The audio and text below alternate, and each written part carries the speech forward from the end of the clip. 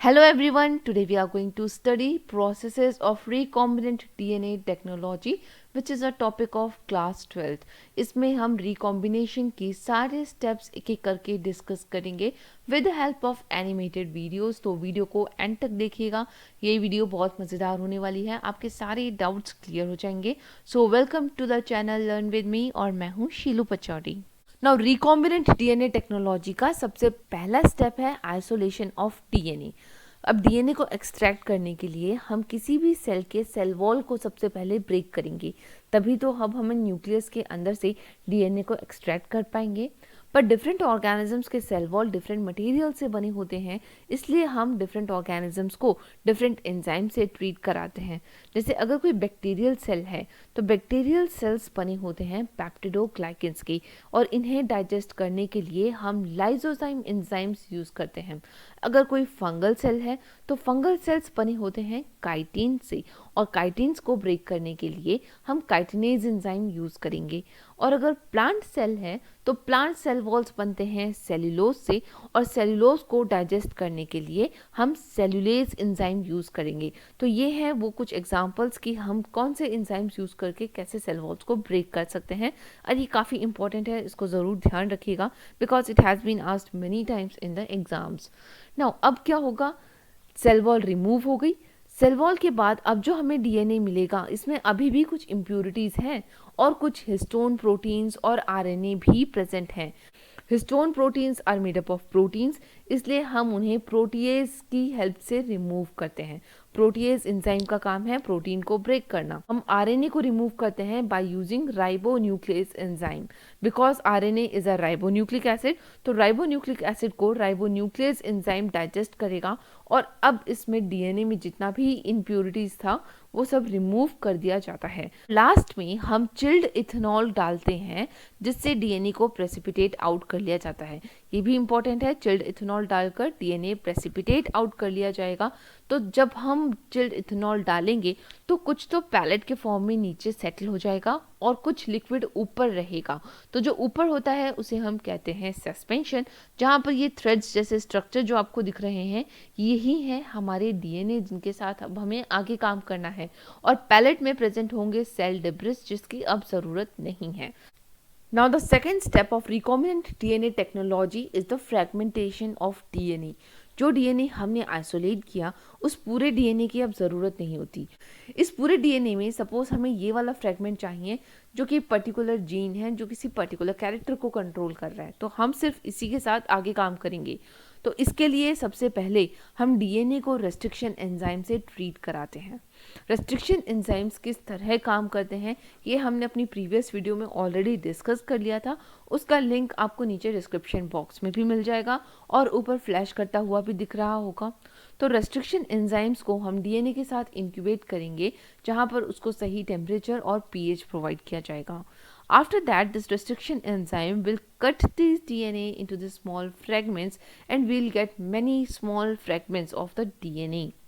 अब इस डीएनए के डिफरेंट साइज के फ्रैगमेंट्स मिल चुके हैं.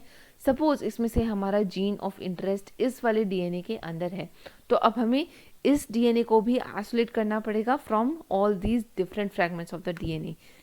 इसके लिए अब हम जेल इलेक्ट्रोफोरेसिस की टेक्निक यूज करेंगे. Now the third step of recombinant DNA technology is the separation of DNA fragments. अभी जो हमने डीएनए के फ्रैगमेंट्स बनाए उसमें से अब हमको अपने डिजायर्ड जीन को या फिर जीन ऑफ इंटरेस्ट को आइसोलेट करना है, और इसके लिए हम यूज करते हैं जेल इलेक्ट्रोफोरेसिस की टेक्निक. अगर आप इस इमेज में देखें तो ये जो सेटअप आपको दिख रहा है ये है जेल इलेक्ट्रोफोरेसिस, जहां पर हम जेल में डीएनए को रन कराते हैं. इसका एक एंड कनेक्टेड होता है नेगेटिव चार्ज इलेक्ट्रोड से विच इज कैथोड, एंड दूसरा एंड कनेक्टेड होता है एनोड से which is a positively charged electrodes. में हम सबसे पहले अपने डीएनए के सैंपल को फ्रैगमेंट्स में कट करते हैं बाय यूजिंग रेस्ट्रिक्शन एंजाइम्स. इसके बाद हम एग्रोस जेल की एक लेयर प्रिपेयर करेंगे, वो जेल से बनी होगी. As you can see in this image, ये जो ब्लू कलर की जेल से बनी हुई लेयर है इसको हम मैट्रिक्स की तरह यूज करेंगे. इसके ऊपर कुछ वेल्स बने होते हैं या फिर आप इन्हें कैविटीज या फिर कुछ छोटे छोटे गड्ढे की तरह समझ लीजिए, जहां पर हम अपने डीएनए के फ्रैगमेंट्स को लोड करते हैं. तो this matrix is made up of agarose gel. ये एक नेचुरल पॉलीमर है जिसको हम सीवीड से एक्सट्रैक्ट करते हैं। अब आप सबको पता होगा डीएनए नेगेटिवली चार्ज्ड होता है। क्यों होता है नेगेटिवली चार्ज्ड? क्योंकि इसके पास फॉस्फेट ग्रुप प्रेजेंट है विच मेक्स इट नेगेटिव। तो जब हम अपने डीएनए के फ्रेगमेंट्स को इन वेल्स पर लोड करते हैं तो ये डीएनए नेगेटिवली चार्ज्ड होने की वजह से पॉजिटिवली चार्ज्ड एनोड्स की तरफ रन करते हैं। जब ये रन करेंगे तो ये फ्रैगमेंट्स बड़े कुछ होते हैं, वो थोड़ा ही मूव कर पाते हैं as you can see in this image, पर जो फ्रैगमेंट्स लाइट वेटेड हैं वो दूर तक मूव करेंगे। तो ये सारे डीएनए अपने साइज के बेसिस पर एक दूसरे से सेपरेट आउट हो जाएंगे। अब जो भी हमारा डिजायर जीन है उसे हम इजीली सेपरेट आउट कर सकते हैं, पर उससे पहले हमें इनको विजिबल बनाना पड़ेगा।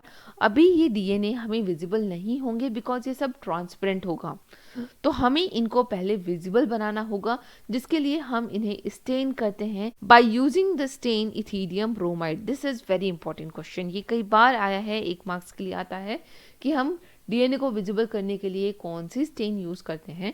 तो the answer is ethidium bromide. और इसके बाद हम यूवी एक्सपोजर या फिर यूवी रेडिएशन में जब देखते हैं तो हमें कुछ ऑरेंज कलर के बैंड्स दिखाई देते हैं as you can see in this image. यहाँ पर ये पर्पल कलर का है इथीडियम ब्रोमाइड और उसमें ये जो ऑरेंज कलर के बैंड्स हैं, these are the DNA fragments which has been isolated on the basis of their size। इस desired gene या फिर DNA वाले बैंड्स को हम जेल से कट कर लेते हैं। तो जो भी हमारा desired DNA होगा उसको हम जेल से कट कर लेंगे और उसके बाद उन्हें एक्सट्रैक्ट किया जाता है and this process is called elution. अब इस प्यूरिफाइड डीएनए को हम रिकॉम्बिनेंट डीएनए टेक्नोलॉजी में यूज करेंगे, जहां हम इसको एक क्लोनिंग वेक्टर के साथ ज्वाइन कर देते हैं। After isolating the desired DNA, the next step is amplification of DNA। Amplification का मतलब होता है increase करना, कुछ बढ़ाना। जो हमने desired DNA isolate किया है, अब हमें उसकी multiple copies produce करनी पड़ती है, क्योंकि इस जीन का जो प्रोडक्ट होगा उसे लार्ज स्केल में प्रोड्यूस करने के लिए सबसे पहले हमें इन डीएनए की कॉपीज प्रोड्यूस करनी पड़ेगी by the process of polymerase chain reaction which is also known as PCR technique. And this technique was developed by Cary Mills in 1985 और इसके लिए इनको नोबेल प्राइज भी मिला था केमिस्ट्री में इन द ईयर 1993। अगर आपको डीएनए रेप्लिकेशन की प्रोसेस समझ में आती है तो एम्प्लीफिकेशन समझना बहुत इजी है, पर अभी तक अगर आपको डीएनए रेप्लिकेशन नहीं समझ में आया तो I would request you to kindly go and watch the video on my playlist जिसका नाम है डीएनए रेप्लिकेशन। मैं डिस्क्रिप्शन बॉक्स में भी इसका लिंक शेयर कर रही हूँ और आपको ऊपर फ्लैश करता हुआ भी दिख रहा होगा। तो पीसीआर टेक्निक में जिन चीज़ों की ज़रूरत होती है that is a DNA template. Double stranded DNA चाहिए जिसका एम्प्लीफिकेशन या फिर जिसकी मल्टीपल कॉपीज बनानी है। After that we need a primers. ये प्राइमर्स आरएनए प्राइमर्स नहीं होंगे, ये केमिकली सिंथेसाइज्ड ओलिगोन्यूक्लियोटाइड्स होंगे which will be complementary to the double stranded DNA and these primers are around 10 to 18 nucleotide long. इसके बाद हमें ज़रूरत होती है एंजाइम्स की। यहाँ पर हम एक स्पेशल टाइप का पॉलीमरेज एंजाइम यूज करते हैं जिसका नाम है Taq polymerase enzyme. T is showing the genus of the bacteria which is Thermus. AQ stands for the species which is Aquaticus। तो Thermus aquaticus एक बैक्टीरिया है जहाँ से इस एंजाइम को आइसोलेट किया जाता है और इसकी खासियत ये है कि ये हाई टेम्परेचर पर भी आराम से डीएनए को रेप्लिकेट कर सकता है और we can also call it as thermophilic organism. These organisms can easily tolerate the high temperature। तो जेल इलेक्ट्रोफोरेसिस की टेक्निक में हमें जो डीएनए का फ्रैगमेंट मिला, इस डीएनए के फ्रैगमेंट को हम एम्पलीफाई करेंगे, इसकी बहुत सारी कॉपीज प्रोड्यूस करेंगे और इसमें 3 मेन स्टेप्स होते हैं जिसमें the first one is denaturation. तो डीनेचुरेशन की प्रोसेस में हम इस डबल स्ट्रैंडेड डीएनए को बहुत ही high temperature that is around 95 degree Celsius में 15 सेकेंड्स के लिए ट्रीट करते हैं, जिसकी वजह से इनके बीच में प्रेजेंट हाइड्रोजन बॉन्ड्स ब्रेक हो जाते हैं और दोनों स्ट्रैंड्स सिंगल स्ट्रैंड्स में कन्वर्ट हो जाएंगे। After the process of denaturation अब हमें मिलेंगे 2 सिंगल स्ट्रैंडेड डीएनए। अब ये दोनों सिंगल स्ट्रैंडेड डीएनए टेम्पलेट की तरह एक्ट करेंगे।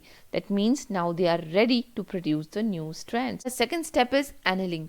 इस स्टेप में हम एक छोटे से प्राइमर्स को आकर अटैच करेंगे 3 प्राइम एंड्स पर. So these are the primers which has been attached at the 3 prime end of single stranded DNA. अब हमें प्राइमर्स ऐड करने की ज़रूरत क्यों पड़ती है?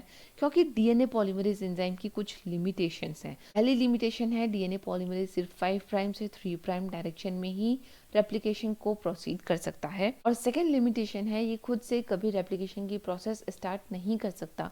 ये सिर्फ कॉम्प्लीमेंट्री न्यूक्लियोटाइड्स को ऐड कर सकता है. तो इसीलिए हमें प्राइमर की ज़रूरत पड़ती है और ये प्राइमर एग्जैक्टली हमारे टेम्पलेट का कॉम्प्लीमेंट्री होता है. Now the third step of PCR technique is extension, जहाँ पर एक टैग पॉलीमरेज एंजाइम यूज़ करेंगे.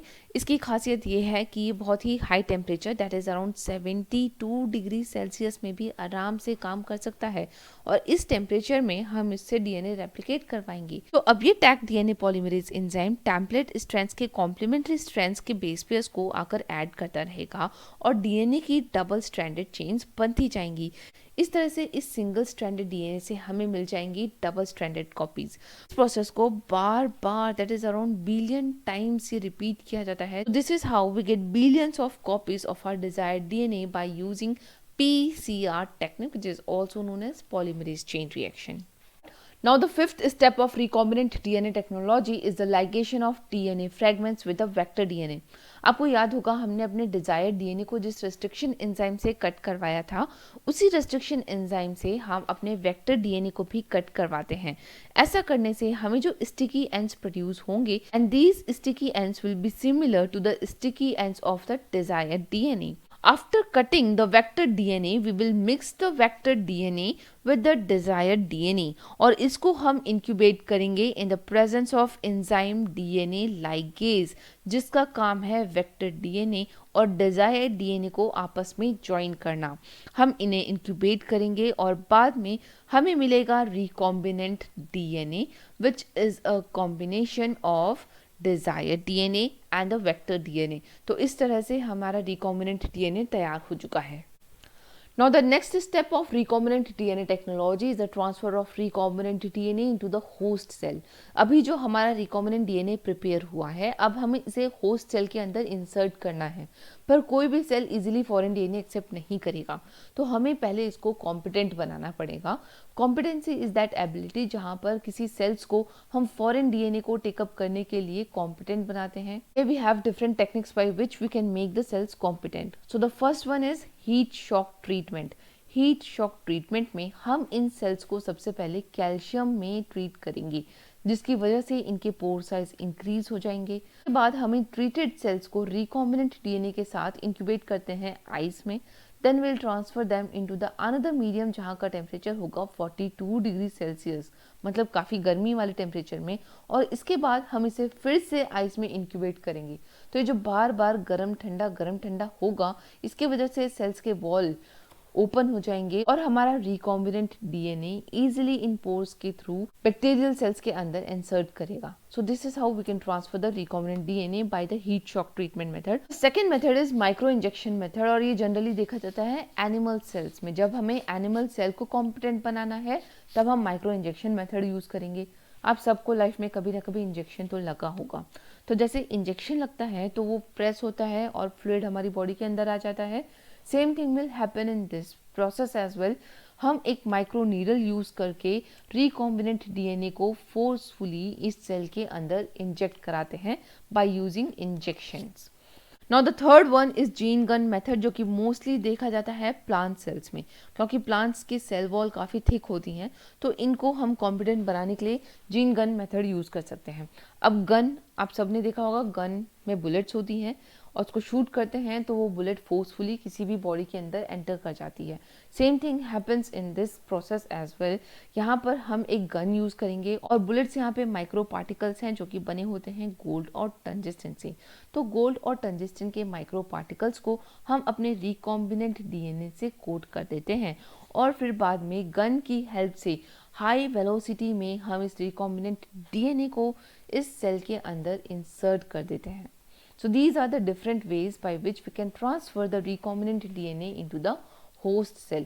और याद रखिएगा heat shock treatment method is a chemical method and micro injection and gene gun method ये दोनों हो जाएंगे फिजिकल मेथड, जहाँ पर फिजिकली हम सेल्स को कॉम्पिटेंट बनाते हैं।